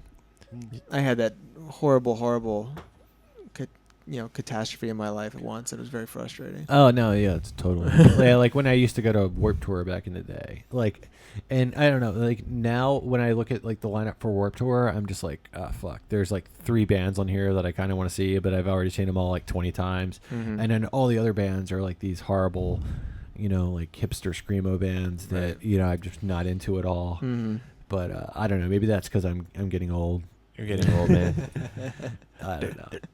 It's Back in my day, back at Warped Tour. I remember we did Warped Tour a couple of times, and the one year we went, it was like, and of course we're like the fucking playing at like 9:00 in the morning or some shit like that, like the first band, but it sucks. There's like so many shitty bands, and you're stuck outside all day. And we don't have a bus, but I remember the one year we played, Bad Religion was playing. And what year was that? Do you think? I don't remember what year it was. I just remember being I so remember fucking Bad Religion excited. played in '97, I believe. I think it was later than that. I think it was like, it must have been like early 2000s. Okay. But yeah, I remember like, oh, you know, it was like the 1 year like Warped Tour, like there was nothing to do all morning. There was like 2 bands that were worth seeing, but like Bad Religion was playing. That was like I was so excited. I didn't even care about playing. I didn't care about anything. I was like, I get to see Bad Religion for free, you know, and like I get to walk around backstage. I was hoping to see them, but I didn't. Yeah, I mean, they're one of the bands I think that'll probably, you could probably catch them on a Warped Tour again. Yeah, well, I mean, I don't go to those things now. Well, I don't either. It's You don't like hanging out with a bunch of 11-year-olds? No, I mean, like, dude, every year I'm kind of tempted to go, but I've got other shit going on too, and I know there's only going to be a few bands that I'm going to want to see there. Yeah, it's not worth it. I'm old, and I'm going to be out in the heat and dehydrated. And you're old. Yeah. So, but, you know, part of me still wants to go, but it'll be like a band like Bad Religion playing, or like Pennywise, who, like, you know, I've already seen them like, you know, like 20 times. So, you know, Right. Yeah, I don't know. It's and then there'll be a bunch of other bands that, you know, I'm just not that into, or I haven't even heard of because I'm old. I didn't want to, you know, I've seen Clutch a million times, and Clutch played Mastodon a couple weeks ago in Baltimore. It's like right near where I work too, and I was like, fuck, I really want to go, but it was like, it was at Pier 6, and it's like gonna be like, what, just to see him in an outdoor venue like I that. snoozed on that. I would have loved to see Mastodon, but yeah, it would have been weird. I would have loved to see Clutch. Yeah, but I mean, it was, again, like, it was one of those things like, should I go? I've seen both bands. I'd love to see them, but just the venue was like, I don't know. I mean, it's just, it's not. I need to. I want to see those at a club or. I've never seen Clutch, but I saw Mastodon one time. They were playing with Cursive and Against Me, and it's basically like I've never got into Mastodon, but I really love a lot of like Cursive stuff, like Domestica and The Ugly Organ, and the Burst in Bloom, and like Against Me. I love their first 3 records. So you know, that was a really cool show. We did. I've never got a chance to see Clutch though. We did 4 shows with Mastodon and Slayer. It was one of the Jägermeister tours. Oh wow, that's badass. Yeah, dude. it was fucking cool. And I just remember like every night I'm like, I can't believe I get to sit on the side of the stage and watch fucking Mastodon and Slayer. It was fucking yeah. awesome. I mean, for me, I mean, Slayer, dude. Come on. yeah. Well, it was funny. I met we What met year most was of the that? guys. I'm gonna say 2003 maybe. 2003, 2004, no, I don't around remember 2003. now. Okay. But I remember we met Kerry King, and I was like all like giddy, you know. And he was like, "What's the name of your band?" He said Donk Fashion Disco, and he goes, pfft. He kind of like laughed, like he was one of those. That's the dumbest fucking name ever. Slayer's a fucking cool name. Oh yeah, fuck yeah, it is. I'm like, oh, what's your band? Well, your band's name is Slayer. My band's name is Dog Fashion Disco. So I'm clearly the asshole in this conversation. Met Dave Lombardo. He was a complete prick. Oh really? That kind of bummed me out. I think he left the band now. Like he wasn't getting paid enough or something. Apparently. I mean, well, I don't know. I don't know how people were getting paid. I don't know if I'm not sure what the whole story is. It bummed me out though. Man, I'm a huge fan of his, and the stuff they did with Phantom Moss with Mike Patton, it's fucking great. Yeah, I mean, for me, it's always disheartening when a musician turns out to be a dick. I know. You know, Like Kerry King like made fun of ruins us, the but he was music for cool me. about it. He was like joking with us, you know. Yeah, totally. There's something to be said for that. And the Mastodon guys were just so fucking out of their minds. It was just like, I'm just gonna watch your band. I'm not gonna hang out with you. Yeah, that was a good time though. Did you guys hear about that that white chick that was in the NAACP? And I guess she was like, Yeah, what was her faking name she was again? black. Rachel Wait, is it Rachel Dolezal or something? Dolezal. Dolezal, I think. Yeah, okay. Dolezal, yeah. Yeah, apparently, like apparently she said that she's black, right? And she said she identifies as being black. I believe that she said that she was black, and I also saw that she posed with like an older African American gentleman, and she was like saying that he was his father, he was her father. And So like, I mean, there's apparently more to it. she's I mean, psycho, man. That's I mean, she got some fucking mental and, issues. You know, she obviously what did she do? She sprays on her skin to make her herself. Oh, look really? darker. Yeah, and she does stuff to her hair. She gets like a perm, and then you know, then there basically comes out this picture of from like 10, 12 years ago where she's like as white as mayonnaise. So when you see both the pictures next to each other, you're like, what the fuck? Well, but it's funny. That's like, why does it matter that she's white? I mean, NAACP was started by white people, right? Yeah, I mean, should it matter that anybody's like white or black or yellow or purple to get like any sort of job or whatever, blah blah blah? No, it shouldn't matter. But at the same time, it's like, I don't know. There's kind of like a Malibu's Most Wanted thing going on here, you know. You know, It's too many people in groups. Stop trying to group people. Yeah, but you know, it's kind of funny though, because we're joking around about it or whatever, and like the whole media is joking around about it. But you know, a couple weeks ago, you know, with the whole Bruce Jenner, Caitlyn Jenner thing, you know, it was like, okay, you know, so Bruce Jenner wants to identify as a woman, you know, so and if you made fun of him, you're like this horrible person, you know. But you know, this week, you know, you've got this this white woman that wants to be identified as a black woman, and if you make fun of her, well, you're everybody. Everybody thinks it's funny, you know. Well, it's been, you know, I saw enough stuff on Fox News about how they weren't in support of Caitlyn Jenner at all, and we're totally like, yeah, fucking make fun of her. You know, I mean, I mean, I'm not defending Fox. I didn't see a lot of stuff on Fox News because I don't watch Fox News like that, dude. I basically just find the clips Whatever, that are dude. posted by liberal. Sure, Because you know we talked about this, and like there's a lot of liberal websites that'll post all the shitty things that Fox News does, just as like Fox will post all the shitty things that comes out of I watch MSNBC. You know? Dude, I see the same shit. I was just fucking with you. Yeah. Okay. No, I see all the same shit, and you know, it's all pretty hilarious. But it is interesting to think about, like, you know, how the two were perceived as different when in actuality they're pretty similar. See, I don't know if I agree with that though, because I kind of feel like if for Caitlyn Jenner, here's a person that was born a man that identified like himself as a woman and wanted to be a woman. Whereas with the other person, they were born white and they wanted to identify as black. But see, it's like, but hear me out. Yeah, but it's the reasoning. It's like, I think like, you know, I think that some men are born like as men, but they feel like they're women, and vice versa. There's some women that are born as women and feel like men. But if you're like, say, if you're going to be, the question still remains. No. Who is the real Slim Shady? But if you're white and you say, well, I identify as black, it's like, well, that's like something that I think that you choose more so than, like, I think it's ingrained. Like Caitlyn Jenner, like in her head, it was like, I'm a woman. Whereas like a white person being a black person, it's like, it's not in your head that you want to be a black person. Like you've actually decided because maybe there's something about that culture that you like or want to be a part of, which is fine. I don't have a problem with that. But I don't think the two are the same. I just don't. I don't think they're the same at all. I mean, I think they're apples and oranges. So what, you racist against apples? No, I'm not saying either, dude. I don't have a strong opinion on either, you know. I mean, I think the NAACP should be able to hire whoever the fuck they want, yeah, of course. You know, for, you know, whatever reason they want. And you know, I do think it's kind of funny though, because you know, apparently the lady's posing with guys that aren't her father, trying to claim that they are her father. Like she's trying to look black. And she's got to be so pissed at her parents right now because her parents like you know, pop the bubble. Well, I know, right? They outed her. Yeah, it seems like it's so funny to think about like the parents outing her. Oh my goodness! Can you imagine like the dysfunctionality of that family? I want to know what the board of directors at NAACP is thinking right now.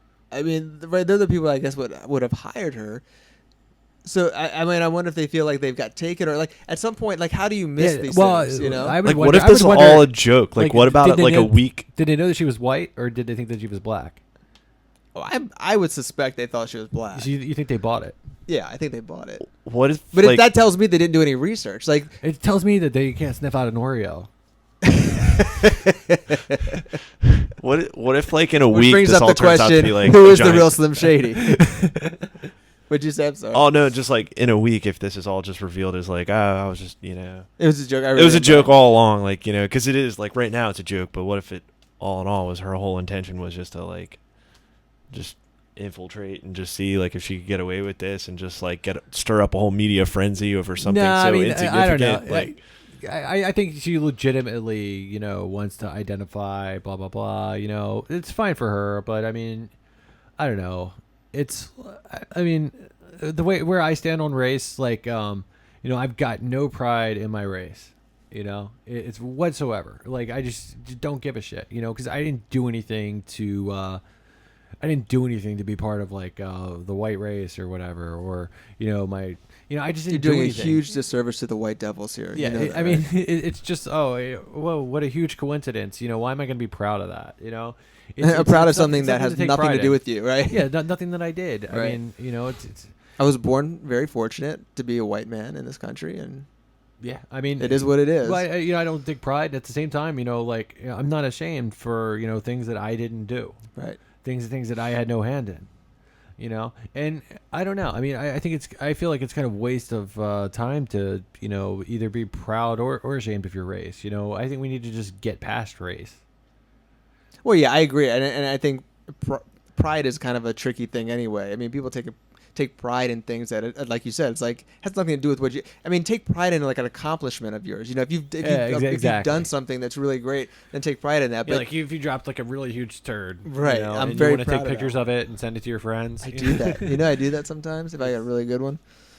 But like by continually like the whole group think, you can't get past race. Everybody wants to classify or put in groups or check this box or. Well, I mean, Yeah, people- and people- the media kind and of the media always just- wants to bring it up. But Right. people do find comfort in groups. I mean, I don't think there's anything wrong with that. No, I mean naturally people, just I don't know, natural order people just, tend to gravitate towards. But yeah, like going beyond the whole race conversation, it's just tough when there's that whole group think, that group mentality. Like we got to form a group and we got to. I always thought it was weird, like in high school, that when people would get upset and they say, "Oh, everything's so divided in this high school because like all the black people sit together and all the white people sit together." And I'm like, well, maybe it's just because maybe the black people are sitting together because they're a minority in a group of a lot of white people, and they just feel comfort. Sitting with each other. It doesn't mean that like the white people there are racist against them and don't want to sit with it. You know what I mean? It's like Yeah. people I mean, like just- assume way too much. Yeah, Right, right. different jump to cultures, conclusions. Yeah. Yeah, totally. Yeah, but people do want to assume way too much. Yeah. Yeah. Yeah, I don't know. It's the race issue though. Yeah, I definitely think it's something we need to move past.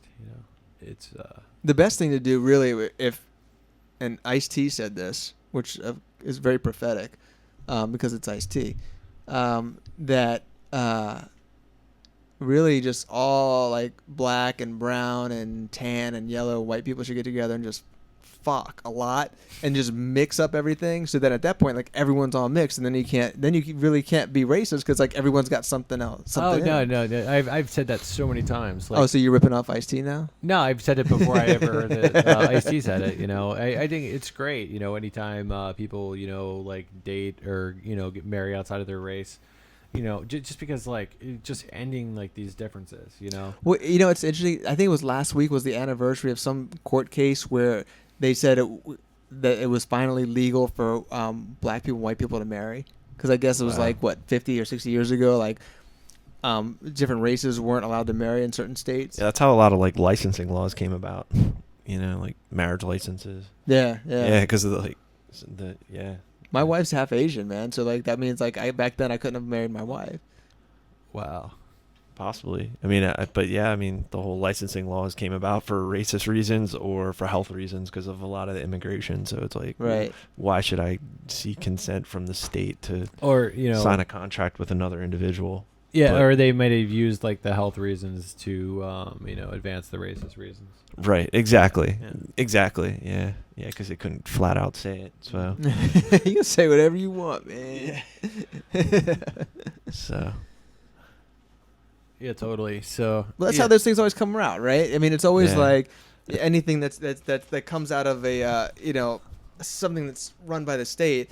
It's Yeah. not. It's never altruistic. It's never like, oh, we have a great idea that's going to help people. It's like, oh, we figured out a way to fuck over people we don't like, or a Yeah. way to make some money. I mean, really, that's what it boils down to. Those two things. How can either we make money or fuck over people that we don't agree with? That's what. I really don't think it goes beyond that. And full circle conversations because that just goes back to that documentary I watched. So. Yeah. But yeah, they bring that up. So I mean, are we all in agreement that it is kind of funny though about the lady? yeah. It's a little funny. Yeah, I mean, it's not like I'm gonna roll around on the ground laughing funny, but it's Yeah. amusing. Yeah, it's definitely a little funny. I mean, I would have thought she was black by looking at her. No, yeah, like in the picture, or or you would at least think that she could pass. Mm-hmm. Now, do you think she spoke in a certain way to like make it sound like maybe she was like from an urban environment? Because I have a lot of black friends that don't speak funny. like that at all, and so I wonder if she came in like and speaking like that. I'd be curious to know. Yeah, totally. Is that racist of me to say? No, I mean, I don't think so. Yeah. Not at all. I mean, we're talking about an individual, not a race. Right. I don't really care one way or the other. No, totally. I've been called a racist before. It's okay. I'm usually called a racist Gotcha. when I just say something that's true. Oh man. So isn't it funny though? Like anytime you're like talking to somebody and they say like, "I'm not racist," but like right before they say something that's really racist. But I got I remember years ago I dated this girl from Like, North Carolina, and really cute girl, and she lived. Well, I hung out with her one time, and her parents had like this cookout one day, so I went over there, and their dog was like every time the dog saw a black person would just freak out and start barking and everything, and her dad was like, he's like, we're not racist, like we don't have problems with black people or anything. He's like, it's just like the dog doesn't see a lot of black people, so it freaks out. He's like, but here's the funniest thing. He goes, he's like, no, we're not racist against black people at all. And I'm thinking to myself, I'm like, all right. Well, usually when people say that, they probably are, but I'm not going to say anything. He's like, no, we're not racist against black people at all. He's like, the Spics though, I have a problem with. Was he just joking or? No, he was completely serious. Wow. Because they were taking his job, I guess. Yeah. Okay, dude, I'm sorry. If somebody who doesn't speak a lick of English is taking your job, then you suck at your job. Yeah, you have bigger things to worry about. You know? it's like that South Park episode. No, he was completely serious. And the girl that I was dating at the time, she was like she was like, I'm so embarrassed. My family's so backwoods and everything. I was like, whatever, man. I don't care. She had a nice hiney. I didn't really care about her dad, whether or not like Latinos or not. Yeah, I mean, you fucking. I think people hear racist shit and it's like, what are you gonna do? Pull out your hair about it? I know. I mean, it fucking exists, and it certainly sucks. You know what? Like the common thread with like a lot of the topics, and I don't know if you guys watch a lot of comedy, but do you ever listen to Bill Burr? Yeah. Where he was just like, he was just like talking about like Martha Stewart and the Duck Dynasty and all these like celebrities saying controversial or racist or but he's just like, here's the common denominator: they're all old. Like they're all old. They live too long. It's just like. So yeah, hopefully, like Matt said, as years go by, we get beyond a lot of these issues because just with the age of the internet and the free flow of ideas and bringing people together via the internet, I think we're advancing so much further beyond like all this like the previous generations, what they had to deal with. So no, I totally agree with that. Yeah. And I mean, even prior to the internet, they were advancing before our prior generations. Right. Who knows yeah. what technology is going to bring in the future? Right. And or a man brings through the medium of technology. The changes made. Yeah. On the flip side of that, I don't even think of technology, and I to go to like the, very conspiracy theory part of me, that someone's always listening kind of thing. I've been watching Boardwalk Empire. I don't know if you guys have seen that. Oh man, that's great. I'm so into that show now. I just downloaded the first season. I've been watching. It's fucking awesome. Oh, it's so good. And it's interesting because they'll sit there and they'll talk to each other in like a room somewhere, and they'll be like, oh, he's like, well, you killed him, and he's just like, yeah, I killed him, and it's like you couldn't do that now because like your shit's probably being bugged, so you can't say shit. You know what I mean? But like back then, people would just come to my room and we'll talk and make sure no one's around. Yeah, it's a great series. And it's a great illustration of how prohibition doesn't work. Yeah, exactly. It really is. Is that on Netflix or? I got it on Amazon Prime. Yeah, because what is it? It's HBO. So. Yeah. Oh, okay. Yeah, HBO. so you Okay, get cool. HBO Go, or if you got like. I got HBO Go. If you got like on demand, I guess you can. But yeah, I don't like paying Comcast. I hate Comcast. But anyways.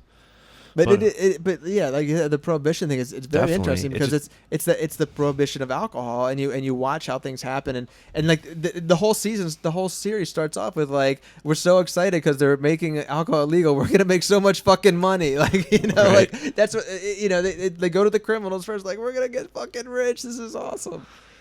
Yeah, it's definitely brings up like all like if someone could watch that, if you know, and just draw the parallels between, you know, the current drug war today to, you know, prohibition, you know, in the 30s, and watch that series and like just take it for what it is and kind of see what's going on now. It's, you know, it definitely draws. You know, you could probably, like Matt was saying, don't give up on the old people yet. You know, I got, you know. No, yeah. But that might be a way of like, look, hey, grandma, you know, it didn't work when you were, you know. Yeah, I mean, and furthermore, it's basically, it can be dumbed down to like any argument against pot can also be used as an argument against alcohol. Right. You know, whether you want to make it illegal, you know. So if you want to keep pot illegal, you might as well make alcohol illegal. And I think most people, when you say that, they're like, well, yeah, no matter who they are, even if they don't drink or they're personally opposed to it, you know, they think that's a dumb idea.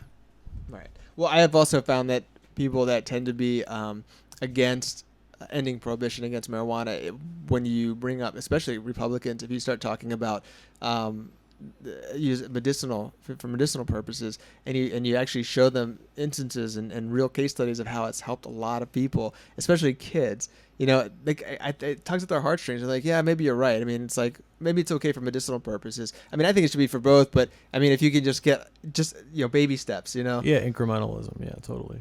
Like, do you remember that dude in I think it was in 2008 who was like going up to Mitt Romney, or was it 2008 or 2012? Who was yeah, I guess it was 2012. He was basically going up to Mitt Romney and saying, you know, would you put me in a prison for smoking pot? He was in a wheelchair. Oh yeah, that guy was he was in the movie about the Free State Project. Yeah, he was interviewed in that documentary too. I don't remember that. What did he say? Which movie is that? Is that Libertopia? Libertopia. Libertopia. Okay, Yeah, because gotcha. he was interviewed, and he was I think he had multiple sclerosis, Yeah. yeah, he was like 20 some years old and in a wheelchair, and you know, he basically said like, marijuana is the only thing that helps me keep my medication down. Yeah, he straight up And he bitched just- Mitt Romney. Yeah. It was priceless. Oh wait, was this the veteran? No, it was a dude in a wheelchair. Who was Yeah. like, obviously had He was some, from like, New Hampshire. serious, health issues going on, and he basically said, you know, Mitt Romney, you know, do you support medicinal marijuana? And Mitt Romney's like, no, and he's like, okay, so you would throw me in a cage? And Mitt Romney was like, you know, just kind of like, you know, smiling for like pictures, and he was just like, you know, it's all he did not want to answer that question because he Right. knew he was going to look like a piece of shit. You know, because I mean, you know, he obviously, it's fucked up, you know, and it's how could anybody watch that and think that, you know, this dude needs to go into a fucking rape dungeon, Right. you know, for smoking a little bit of weed. I know it pisses me off even more the fact that I wonder if Mitt Romney even cares. Like, I wonder if he was just like, dude, I don't care if it makes you feel better, but he was just. No, you got He to was wonder just that doing about it all 'cause he these wanted to politicians, win. man, who have been presented this argument time and time again, no doubt. And, you know, they, you know, the people that are still not sympathetic to ending this war on drugs, Yeah. you know. And, yeah, I mean, so medicinal, that whole argument is a great foot in the door. You know, my approach, I go straight to heroin, you know. Right. 'Cause, I mean, it's like, I feel like pot's too easy. Enough people are arguing pot. I'm going to go fucking all the way there, you know. I don't want to have to argue each drug individually. I'll go to like the fucking worst one. And, you know, if I can convince you that one should, you know, if we don't need prohibition for that one, of course we don't need prohibition for the other ones. That's You a know. good. That's a good way to do it. Have you had That's any the way I look success with at that? Yeah, I would say so. I mean, and also too, I just get so tired about arguing about pot legalization. Right. I mean, I'll just go fucking straight to heroin, and it's like if I've got them on the fence about heroin, they're already talked out of pot. Right. Yeah, pot. I mean, come on. You know? That's a good approach. I like that. Once again, man, and I've never fucking done heroin. I don't want to do heroin. You know, it's basically, but yeah, the prohibition of heroin is fucking, it's fucked up. Yeah. You know, So it's no different from alcohol, no different from marijuana. As far as the prohibition, the prohibition, it just hurts more than it helps. Right. It's just so costly to keep somebody in prison. And, you've got the private prison industry. What do you say about, like, as a libertarian, you're supposed to love private, but then at the same time, you're criticizing these private prisons. Well, so I've thought about that, actually. But here's the thing. Interesting, huh? The private prison industry thrives. Tell me the thing. Well, it thrives on the ability for the state to pay it. It's not like we as individuals pay the prison company to incarcerate people. We pay the state, and then the state pays the prison company. So it's technically it's private, but it's still facilitated It's not voluntary. by the state, right? There's still a gun being pointed at us. I mean, you can't say. What do you say to the fact that, like, okay, can this private company do it for cheaper? Well, you're eliminating the middleman who's pointing the gun, which is the state, and basically. Then, what about the competition of different private companies, to render better results? I mean, is that happening? There are I think there's 3 major companies, and 2 of them I believe are public. And they're I mean, all I know is that they spend billions of dollars in lobbying efforts to make sure that a lot of these harsh drug laws stay intact. The private prison industry has spent a lot of money making sure that the war on drugs continues, because that's how they get paid. Oh, well, shit. Huh. But yeah, I mean, it's I mean, you could say technically it's okay. It's a private corporatism company, but it doesn't exist without the government. Yeah, it's a market that wouldn't exist. Right. If Right.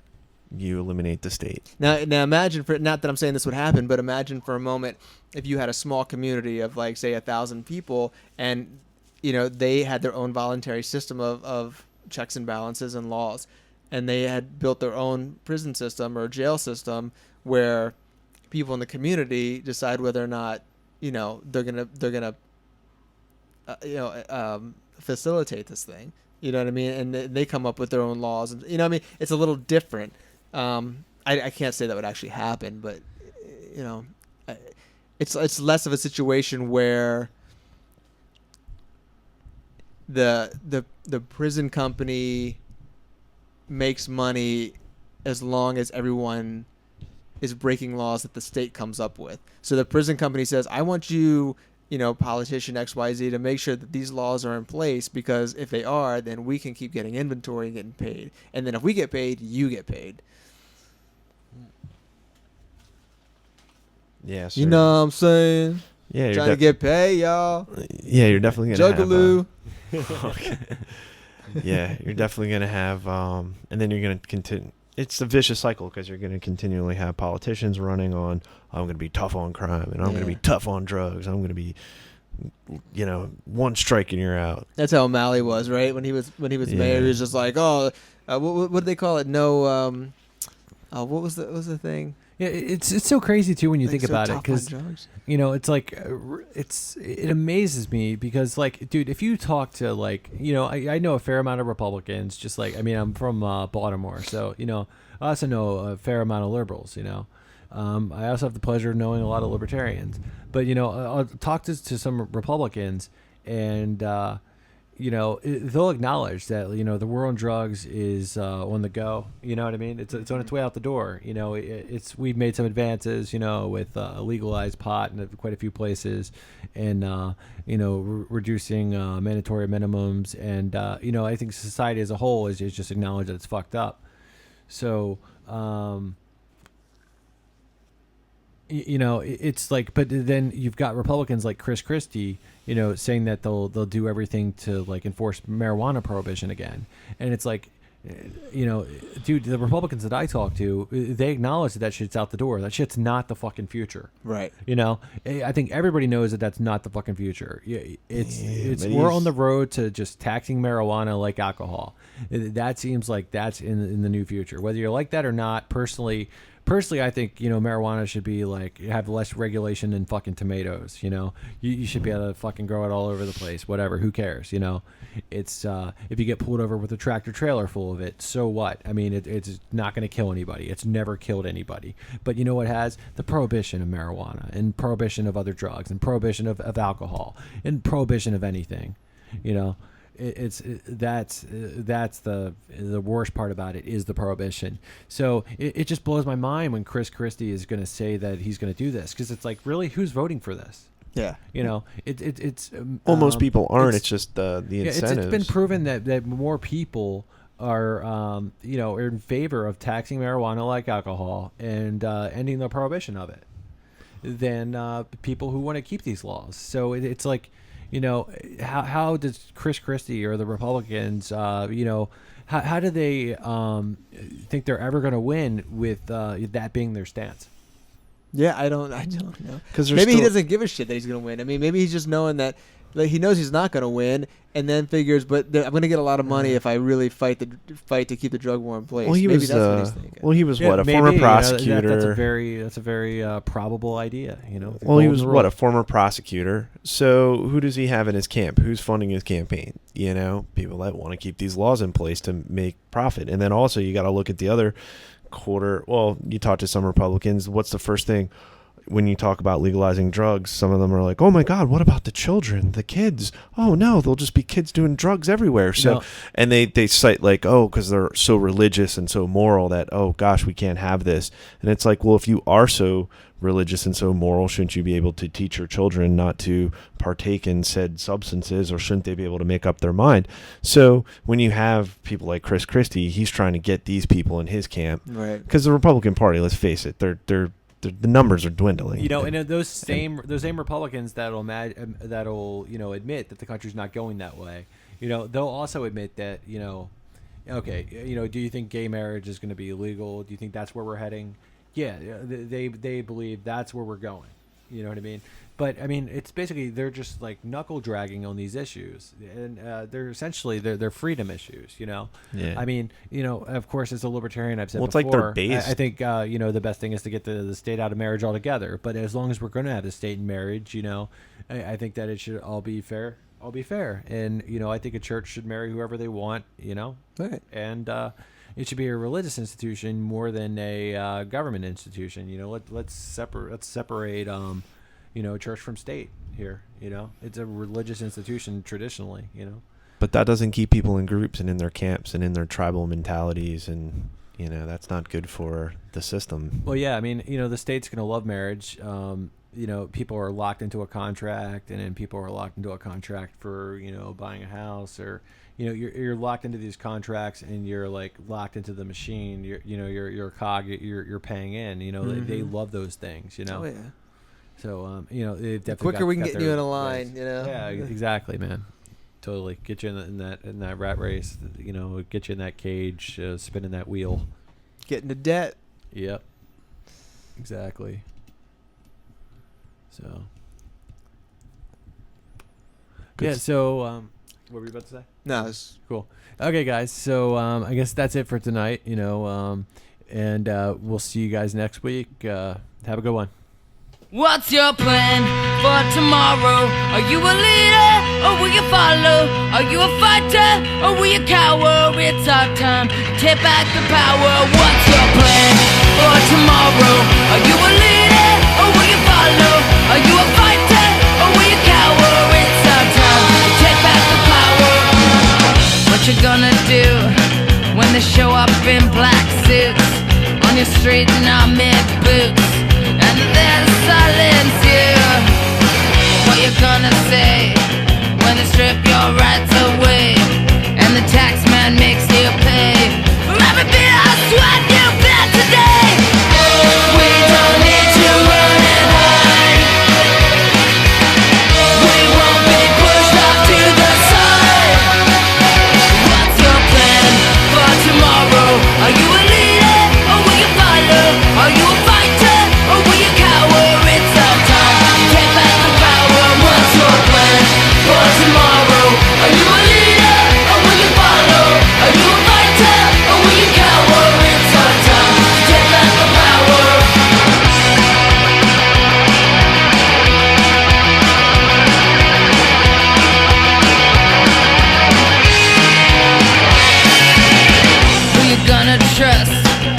the judge is so unjust, and the jury must discuss. Say you don't look like one of us. We're gonna turn. Now the court has been adjourned, and the lessons that you've learned are not as many as the bridges burn. We don't need to run and hide. We won't be pushed off to the side. What's your plan for tomorrow? Are you a leader or will you follow? Are you a fighter or will you cower? It's our time to get back the power. What's your plan for tomorrow? Are you a leader or will you follow? Are you a fighter or will you cower? It's our time to take back the power.